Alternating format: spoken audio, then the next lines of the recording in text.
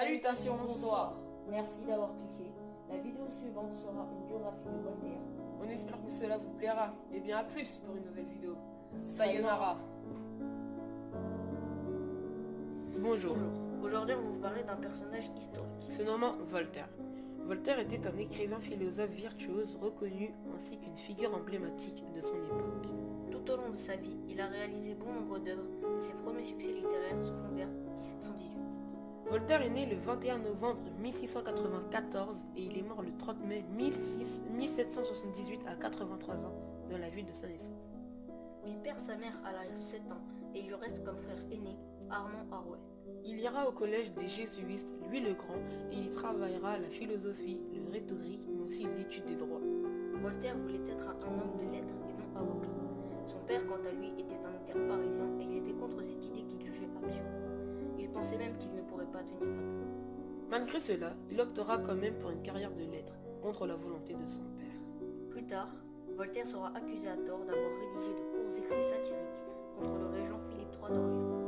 Il sera alors envoyé à la Bastille en 1717 et il y restera pendant 11 mois. Là-bas, il mettra à profit ce temps perdu en écrivant sa première pièce écrite, Oedipe. C'est en effet pour renier son passé qu'il change de nom et décide de s'appeler Voltaire. Son vrai nom était François-Marie Arouet. En 1718, sa pièce écrite Imaginée en prison, qui est une tragédie, est aussi son premier succès et le public en redemande. Le succès revient vers lui en 1723 avec une autre de ses œuvres, la Henriade, qui est cette fois-ci une épopée. En 1726, il sera de nouveau envoyé à la Bastille à cause d'un différend avec le chevalier de Rohan. Pour se libérer de ce nouvel enfer, il accepte de sortir de prison, mais avec la promesse de s'exiler en Angleterre. Il est alors spectateur de la liberté d'opinion dont profitent les Anglais, et il fait le vœu de faire tout son possible pour réformer le système social et judiciaire français. Il retourne en France en 1728 avec ses deux œuvres, Brutus et Zaïre, qui connaissent aussi le succès. À ses 40 ans, Voltaire reçoit un prestige considérable et il devient fortuné grâce à l'aide de ses amis banquiers qui lui ont enseigné l'art d'investir et de spéculer. Grâce à cette assise financière, il pourra alors quitter le pays à tout moment en cas de problème. En 1733, il devient l'amant de Madame du Châtelet, qui a alors 27 ans et qui joue un rôle important dans la transformation de Voltaire d'homme de lettres à philosophe.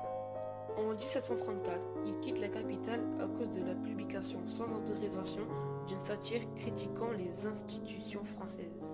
Par la suite, il sera contraint de publier ses œuvres anonymement. Voltaire, étant intéressé par les sciences, décide de participer à un concours pour entrer à l'Académie des sciences et il sera élu en 1746. En 1750, Voltaire part à Berlin et reste pendant 3 ans au cours desquels il obtiendra une pension de 20 000 livres. Une querelle avec le président de l'Académie de Berlin ne lui laissa d'autre choix que de quitter l'Allemagne. Il partira alors en Suisse avec sa maîtresse Madame de Nice. Il est alors âgé de 60 ans. Voltaire gardera de bonnes relations avec les personnages européens importants.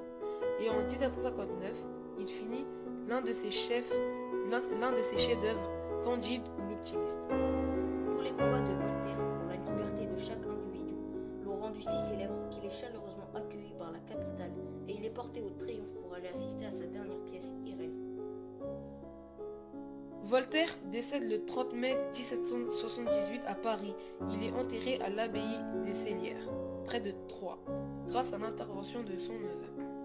Les cendres de Voltaire furent amenées au Panthéon le 11 juillet 1791, après une grande cérémonie. Voltaire avait l'esprit très critique et c'est pour cela qu'il s'est attiré des ennuis. Plusieurs fois, il dénonçait souvent le système français qu'il trouvait injuste. Pourtant, il n'en était pas victime, preuve que Voltaire était aussi altruiste. Voltaire était contre l'intolérance, le fanatisme religieux, la cruauté et la guerre. Il séjournait très peu à Paris alors que c'était sa ville natale. Pourquoi ? Pour la simple et bonne raison que soit cela lui était interdit, soit c'était trop dangereux pour lui. Il est à noter que la Révolution française n'est qu'une dizaine d'années plus tard.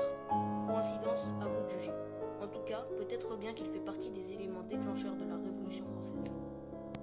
Ce sera tout pour cette vidéo. Pour nous, c'était cool de faire ça avec vous, de partager nos informations sur Voltaire. Et à plus pour une prochaine vidéo. Ciao.